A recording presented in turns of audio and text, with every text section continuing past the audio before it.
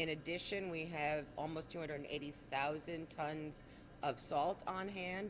I do want to let people know that salt works down to a certain temperature. We are adding calcium chloride to extend that, but I would not anticipate blacktop in these types of conditions. We have suspended alternate side of the street parking for tomorrow and Friday. And I want to also encourage anyone who would like to be a snow laborer to please sign up by calling 311 or coming to any of our garages. We are definitely going to probably need folks for bus stops, crosswalks, and catch basins as we get into this event, because once it falls, it's not going away. We are going to see like almost historically low temperatures going into this weekend, and then followed by a warm-up, but that will not happen until Monday at the earliest. I'm going to turn it over to the Office of Emergency Management and allow them to say a few words, and then we will take any questions you might have. Thank you, Commissioner. It's Herman Schaefer from New York City Emergency Management, Assistant Commissioner for Community Outreach. As the Commissioner said, this is a storm that we're watching very closely because, as with any forecast, it may change at any point in time. So we're in constant contact with the National Weather Service. Right now, as she said, it's 4 to 6 inches, but we are prepared for larger amounts of snow if that does occur.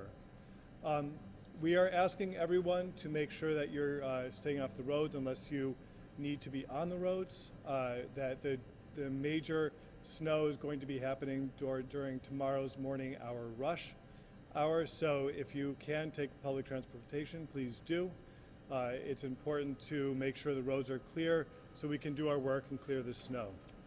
The city is opening up their Emergency Operations Center at 9 p.m. tonight, and we're prepared to staff that for the duration of the storm, and then if longer hours if we need to. We're doing our interagency coordination to make sure that the Sanitation Department has the support they need, and our other agencies have the support that they need to be able to do this work. The other thing is that it is going to be incredibly low temperatures. It is going to get lower after the storm. So this weekend is going to be incredibly cold. Please check on your neighbors, and if you know of anyone who needs help, make sure that you are reaching out to them, whether that be with shoveling their snow or assisting them and making sure that they're okay in these very cold temperatures, especially if they're unable to go out. We'll take questions at this point in time. How much salt again, and is there any particular neighborhoods that you're going to be focused on more than others? So we have 280,000 tons of salt on hand. The things that we focus on first are areas that have very steep grades on their streets. So beyond the highways and the other critical routes that have to do with having firehouses or police departments on them, we also make sure that any of those hill streets are done right out of the gate. They actually are all over the city, so they're not specific to any particular neighborhood. Does the high winds and low temperatures present any special problems for you? Yes, no, the high winds and very low temperatures means that we're going to be operating in near whiteout conditions likely during part of this storm. It means that we need to move more slowly and more carefully.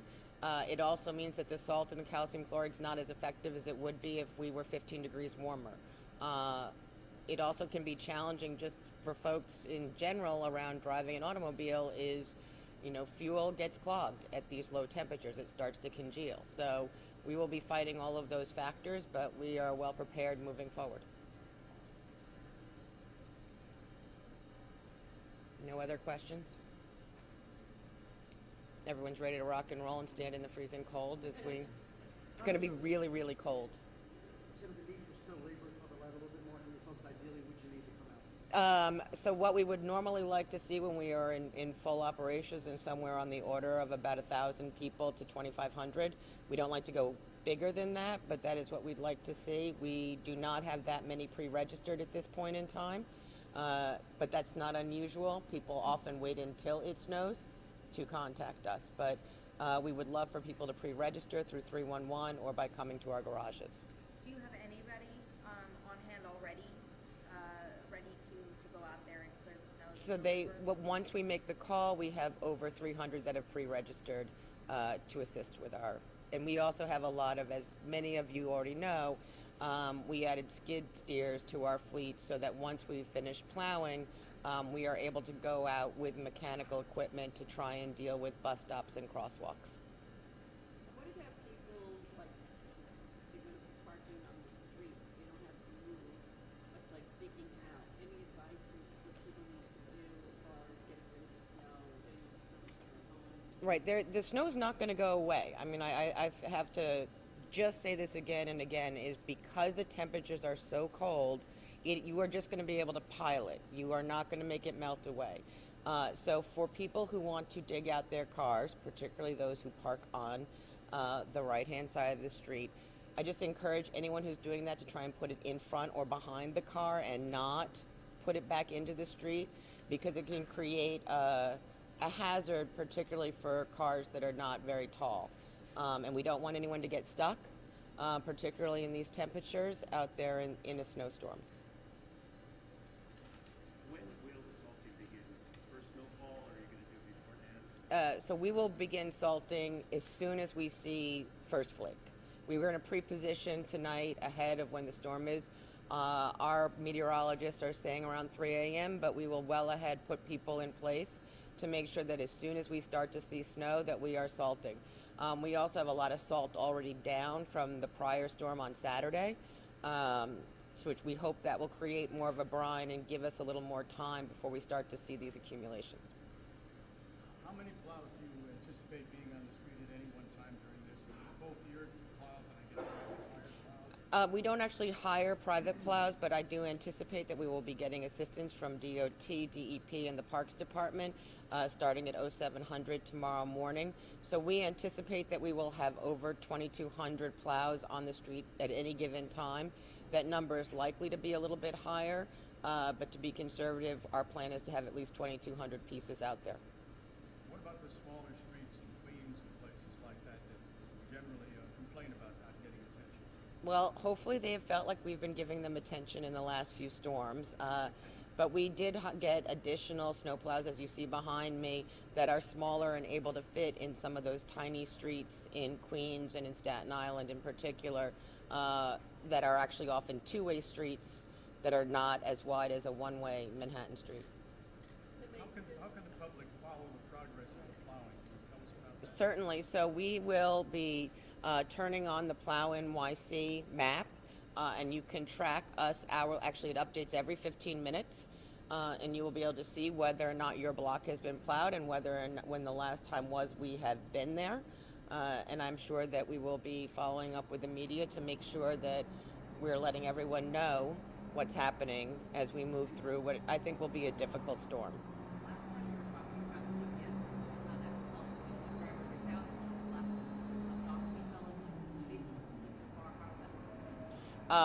So what we added into, we had the ability to see where all of our trucks were from a central dashboard. However, if you were a driver in the truck, you didn't have your route. You actually had to look at a physical piece of paper. So we have added that for all of the spreading equipment this year, and our intention is to make sure we get through this season. It has been very successful in our first few storms. They are finding that it is extremely useful, particularly if they are working in neighborhoods that they don't normally operate in when they're collecting refuse or recycling. So I heard that you're anticipating 4 to 6 inches of planning for more.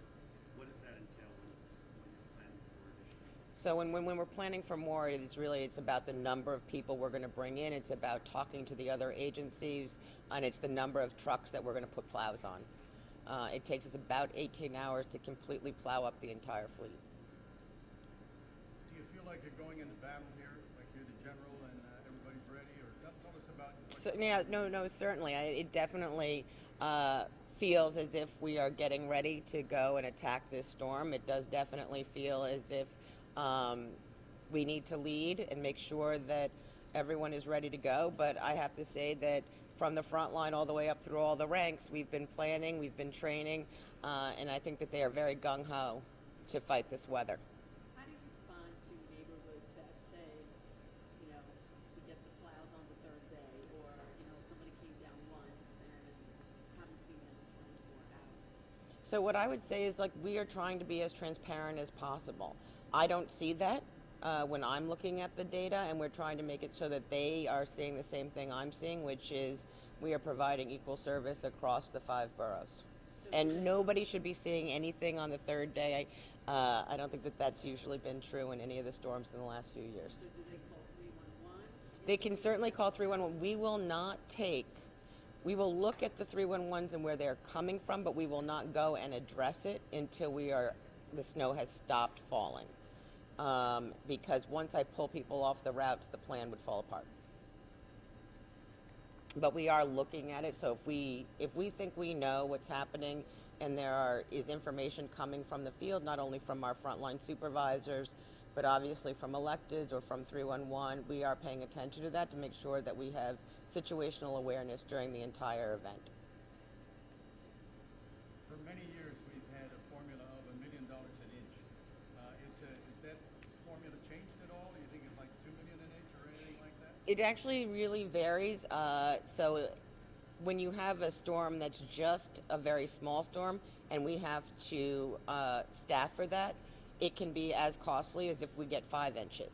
So I haven't looked at the numbers recently, but I believe the controller did a few years ago, and it's just not a linear equation. Quick question for OE, man. We got some calls into the newsroom about parents concerned with schools near, still letting their kids have recess outdoors in light of the bitter cold. Any suggestions to schools or to kids or the parents for how to handle that such frigid weather over the next few days? You know. Sure. Sorry. No, go ahead. Oh, yeah. So we are working very closely with DOE on all these questions that you just asked about if schools are going to be closed with this event, but also the bitter cold and how that works. We encourage everyone to bundle up appropriately for this weather, and we're asking people not to spend exorbitant amount of time outside. But we are working very closely with them, and we want to make sure we keep all our kids safe. And just and this may be a throwback from when I was a public school parent, but as I recall, they don't send them out at recess when it's bitterly cold. They usually keep them in auditoriums or classrooms. You can confirm that with DOE, but that was my experience as a public school parent for years. In terms of vehicles, I didn't address this. You guys are advising people to stay off the street, take public transit. If someone decides to make the decision to go out and get stranded, is there any sort of advice? I mean, are they going to be able to be picked up by the police? What's going to be said? I mean, if you go out and you get stranded, you should call 911. One, because it's very cold. If you lose the heat in that car, it's a dangerous situation. But two, you also are impeding our ability to work.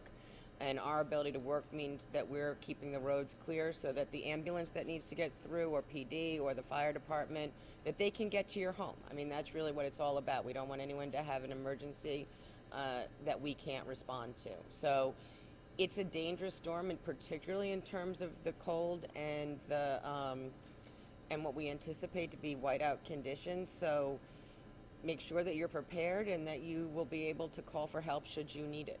And I'd just also like to say, like, while we encourage anyone to please use mass transit, if you're going to go out, go as slowly as possible. This is not a storm to pretend like we're doing the Grand Prix. Anything else? All right. Thank you.